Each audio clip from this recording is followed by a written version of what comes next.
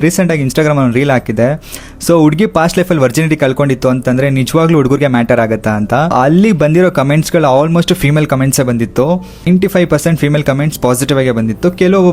ಕೆಲವು ಮೆನ್ಸ್ಗಳು ಕೂಡ so ಕಮೆಂಟ್ಸ್ಗಳನ್ನ negative ಆಗಿ ಅಂತಲ್ಲ, ಅವ್ರವ್ರ ಪರ್ಸ್ಪೆಕ್ಟಿವ್ ಅವರವರ ಅಭಿಪ್ರಾಯನ ತಿಳಿಸಿದ್ರು.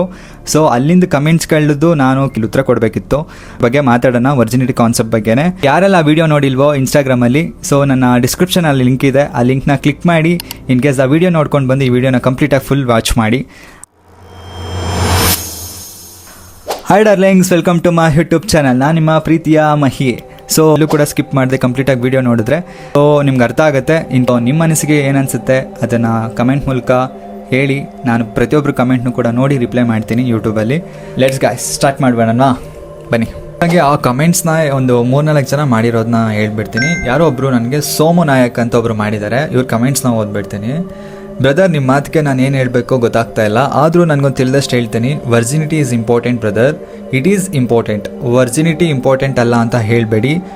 ನೋಡಿ, ನೆಕ್ಸ್ಟ್ ಡೇನೇ 90% ಹುಡುಗಿರು ಜೀವನ ಹಾಳು ಮಾಡ್ಕೊಂಡು ಬಿಡ್ತಾರೆ. ಇವಾಗ ಆಗ್ತಿರೋದು ಅದೇ ಸಮಾಜದಲ್ಲಿ. ಎಲ್ಲರೂ ಮದುವೆಗೆ ಮುಂಚೆ ಮದುವೆ ನಂತರ ಅಫೇರ್ಸ್ನ ಇಟ್ಕೊಂಡು ಜೀವನ ಹಾಳು ಮಾಡ್ಕೊತಿದ್ದಾರೆ. ನಾವು ಯಾವಾಗ ತಮ್ಮ ದೇಹದ ಮೇಲೆ ಕಂಟ್ರೋಲ್ ಇಟ್ಕೊಂಡಿರ್ತೀವೋ ಅಲ್ಲಿವರೆಗೂ ನಾವು ಸರಿಯಾಗಿರ್ತೀವಿ. ಯಾವತ್ತೂ ಆ ಕಂಟ್ರೋಲ್ನ ತಪ್ತೀವೋ ಅಲ್ಲೇ ನಮ್ಮ ಜೀವನ ಹಾಳಾಗುತ್ತೆ.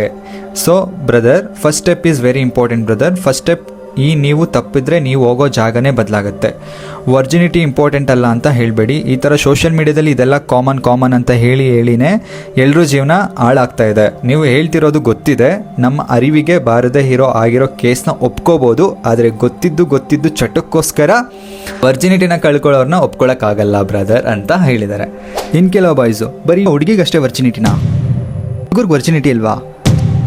ಎಕ್ಸಾಂಪಲ್ ಏನು ಗೊತ್ತಾ, ಒಬ್ಬ ವ್ಯಕ್ತಿಲಿ ಅದು ಹುಡುಗನೇ ಆಗಲಿ ಹುಡುಗಿನೇ ಆಗಲಿ, ಒಬ್ಬ ವ್ಯಕ್ತಿಗೆ ವರ್ಜಿನೇ ಇರುತ್ತೆ ಅಂದ್ಕೊಳ್ಳಿ. ವರ್ಜಿನ್ ಇದ್ದು, ಒಳ್ಳೆ ಬ್ಯೂಟಿ ಇದ್ದು, ಒಳ್ಳೆ ಫಿಸಿಕ್ ಇದ್ದು, ಒಳ್ಳೆ ಫೈನಾನ್ಷಿಯಲ್ ಇದ್ದು, ಒಳ್ಳೆ ಅಂತಸ್ತು ಎಲ್ಲ ಥರ ಇದ್ದು ಅವ್ರ ಎಮೋಷನ್ ಲೆಸ್ ಇದ್ದಾರೆ ಅಂದರೆ ವೇಸ್ಟ್ ಅಲ್ವಾ? ಯಾಕೆ ಇಲ್ಲಿಂದ ಯೋಚನೆ ಮಾಡಿ ಸ್ಪಂದಿಸೋ ಗುಣ ಇದ್ದಾಗ ಮಾತ್ರ ಒಬ್ಬ ವ್ಯಕ್ತಿ ಜೊತೆ ಲೈಫ್ ಲೀಡ್ ಮಾಡೋದಕ್ಕೆ ಸಾಧ್ಯ, ಹೊಂದ್ಕೊಳ್ಳೋದಕ್ಕೆ ಸಾಧ್ಯ. ನೀವೇ ಯೋಚನೆ ಮಾಡಿ, ಹಿಂದಿನ ಕಾಲದಲ್ಲಿ ವರ್ಜಿನಿಟಿ ಅನ್ನೋದನ್ನ ಹೇಗೆ ಕನ್ಸಿಡರ್ ಮಾಡ್ತಿರೋ? ಒಂದು ಹುಡುಗಿ ವರ್ಜಿನ್ ಅಂತ, ಬ್ಲೀಡಿಂಗ್ ಆದರೆ ವರ್ಜಿನ್ ಅಂತ ಕನ್ಸಿಡರ್ ಮಾಡ್ತಿತ್ತು. ಅಂದರೆ ಈಗಿನ ಜೀವನ ಶೈಲಿ, ಈಗಿನ ಆಹಾರ ಪದ್ಧತಿ ಯಾವ ಥರ ಇದೆ, ಲೈಫ್ ಸ್ಟೈಲ್. ಕೆಲವು ಹೆಣ್ಮಕ್ಳುಗಳು ಡ್ಯಾನ್ಸರ್, ಯೋಗ ಡ್ಯಾನ್ಸರ್, ಜಿಮ್, ಎನಿಥಿಂಗ್ ಈ ಥರ ಫೀಲ್ಡ್ಗಳಲ್ಲಿ ಅವರು ತುಂಬ ಸ್ಟ್ರೆಚಿಂಗ್ ಮಾಡೋದ್ರಿಂದ ಎಷ್ಟೋ ಜನಕ್ಕೆ ಬ್ಲೀಡಿಂಗೇ ಆಗಲ್ಲ. ಹಂಗಂತ ಅವ್ರಿಗೆ ವರ್ಜಿನ್ ಅಲ್ಲ ಅಂತ ಕನ್ಸಿಡರ್ ಮಾಡೋಕ್ಕಾಗತ್ತಾ? ವರ್ಜಿನ್ ಅಲ್ಲ ನೀನು ಅಂತ ಅನ್ಬಿಡೋಕ್ಕಾಗತ್ತಾ?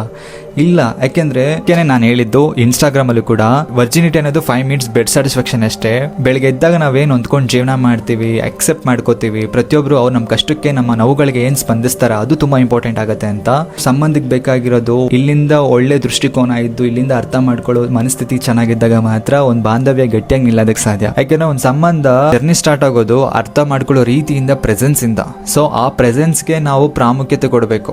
ಕಾಮ ಮತ್ತೆ ಪ್ರೀತಿನ ನಡುವೆ ವ್ಯತ್ಯಾಸ ತಿಳ್ಕೊಂಡು ಅದ್ರ ಮೇಲೆ ಮಿತಿ ಮೀರಿ ಯೋಚನೆ ಮಾಡಿ ನಾವು ನಿರ್ಧಾರ ತಗೋತೀವಿ, ಗೊತ್ತಾ? ಯಾಕೆಂದ್ರೆ ಭಗವಂತ ನಮಗೆ ಕೊಟ್ಟಿರೋದು 2 ಮೌಲ್ಯ. ಸ್ಕಿಲ್ನ ಕೊಟ್ಟಿರೋದು ಜೀವನ ಕಟ್ಕೊಳ್ಳೋದಕ್ಕೆ, ಭಾವನೆ ಕೊಟ್ಟಿರೋದು ಮನುಷ್ಯನ ಜೊತೆ ಪ್ರೀತಿನ ಹಂಚ್ಕೊಂಡು ಒಗ್ಗಟ್ಟಾಗಿ ಬಾಳ್ಲಿ ಅಂತ. ಈ 2 ಮೌಲ್ಯನ ಅರ್ಥ ಮಾಡ್ಕೊಂಡು ಇದ್ದಾಗ ಮಾತ್ರ ಒಂದು ಬಾಂಧವ್ಯ ಗಟ್ಟಿಯಾಗಿ ನಿಲ್ಲೋದಕ್ಕೆ ಸಾಧ್ಯ.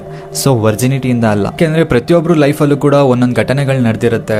ಕೆಲವೊಂದು ಪರಿಸ್ಥಿತಿಗಳೇ ಪ್ರೀತಿ ಅನ್ನೋ ಒಂದು ಜಾರದಾಗ ಎಲ್ಲೋ ಒಂದು ಕಡೆ ನಂಬಿ ನಾವು ಪ್ರತಿಯೊಂದನ್ನು ಕೂಡ ಆ ಕ್ಷಣಕ್ಕೆ ಏನು ಕೊಡಬೇಕು, ನಮ್ಮವ್ರಲ್ವಾ ಅಂತ ಅಂದ್ಕೊಂಡು ಪ್ರತಿಯೊಂದನ್ನು ಕೂಡ ಕೊಟ್ಟಿರ್ತೀವಿ.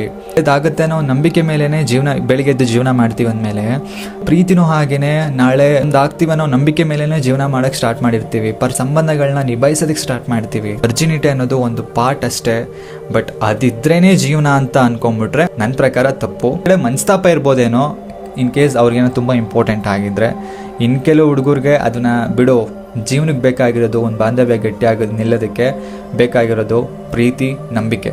ಸೊ ಒಬ್ಬ ಮನುಷ್ಯನಲ್ಲಿ ಪ್ರಾಬ್ಲಮ್ ಇದ್ದರೆ ನಾವು ಸರಿ ಮಾಡ್ಬೋದು. ಬಟ್ ಮನುಷ್ಯನ ಯೋಚನೆಯಲ್ಲೇ ಪ್ರಾಬ್ಲಮ್ ಇದ್ದರೆ ಏನೂ ಸರಿ ಮಾಡೋದಕ್ಕಾಗಲ್ಲ.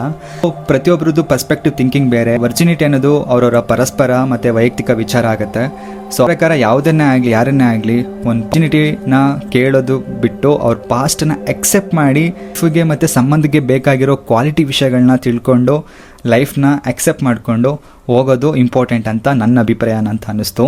ಮನಸಾರೆ ನಿಜವಾಗ್ಲೂ ಇಷ್ಟ ಆಗಿದ್ದಾಗ ಅದು ಯಾವುದೂ ಕೂಡ ಮ್ಯಾಟರ್ ಆಗಲ್ಲ. ನಾನು ಈ ವರ್ಜಿನಿಟಿ ಕಾನ್ಸೆಪ್ಟ್ ಬಗ್ಗೆ ವಿಡಿಯೋ ಮಾಡಬೇಕು ಅಂತ ಯಾಕೆ ತಲೆಗೆ ಬಂತು ಅಂತಂದರೆ, ನನಗೆಲ್ಲೋ ಒಂದು ಕಡೆ ನನ್ನ ಮನಸ್ಸಿನ ಮಾತನ್ನು ಎಲ್ಲೋ ಒಂದು ಕಡೆ ಹೇಳ್ಕೋಬೇಕು ಅನ್ನೋ ಥರ ಅನಿಸ್ತು. ಕೆಲವೊಂದು ಫ್ರೆಂಡ್ಸ್ಗಳ ಜೊತೆ ನೋಡಿದಾಗ ಪರ್ಸ್ಪೆಕ್ಟಿವ್ ಥಿಂಕಿಂಗ್ಗಳೇ ಬೇರೆ ಥರ ಇರ್ತಿತ್ತು. ಆ ಥರ ಇನ್ ಕೇಸ್ ಅಸಂಪ್ಷನಲ್ಲಿ ಯಾರಾದರೂ ಇತ್ತು ಅಂತ ಅಂದರೆ ಇನ್ ಕೇಸ್ ಈ ವಿಡಿಯೋ ಮೂಲಕನಾದರೂ ಅಟ್ಲೀಸ್ಟು ಅವ್ರಿಗೆ ರಿಯಲ್ ಫ್ಯಾಕ್ಟ್ ಒಂದು ಅರ್ಥ ಮಾಡ್ಕೊಂಡು ಅಕ್ಸೆಪ್ಟ್ ಮಾಡ್ಕೊಳ್ಳಿ, ಅವ್ರ ಬಾಂಧವ್ಯನೂ ಕೂಡ ಒಂದು ರಿಲೇಷನ್ಶಿಪ್ ಚೆನ್ನಾಗಿರಲಿ ಅನ್ನೋದಕ್ಕೋಸ್ಕರ ಈ ವಿಡಿಯೋನ ನಾನು ಮಾಡಿದ್ದು. ಮಾತಲ್ಲೇನಾದರೂ ತಪ್ಪಿತ್ತು ಅಂತಂದರೆ ಕ್ಷಮೆ ಇರಲಿ. ಈ ವಿಡಿಯೋದಲ್ಲಿ ನಿಮ್ಮ ಅನಿಸಿಕೆ ಏನು ಅನಿಸ್ತು ಈ ವಿಡಿಯೋ ನೋಡಿದ್ಮೇಲೆ, ಸೊ ನಿಮ್ಮ ಅಭಿಪ್ರಾಯನ ತಿಳಿಸಿ ಗೈಸ್, ಆಯಿತಾ? ಇಂಟ್ರೆಸ್ಟಿಂಗ್ ಟಾಪಿಕ್ಸ್ ಮತ್ತು ಇಂಟ್ರೆಸ್ಟಿಂಗ್ ಫ್ಯಾಕ್ಟ್ಸ್ಗಳನ್ನ ತಿಳ್ಕೊಬೇಕು ಅಂತಂದರೆ ನಾನು ಲೈಕ್ ಮಾಡಿ, ಸಬ್ಸ್ಕ್ರೈಬ್ ಮಾಡಿ. Love you guys, thank you.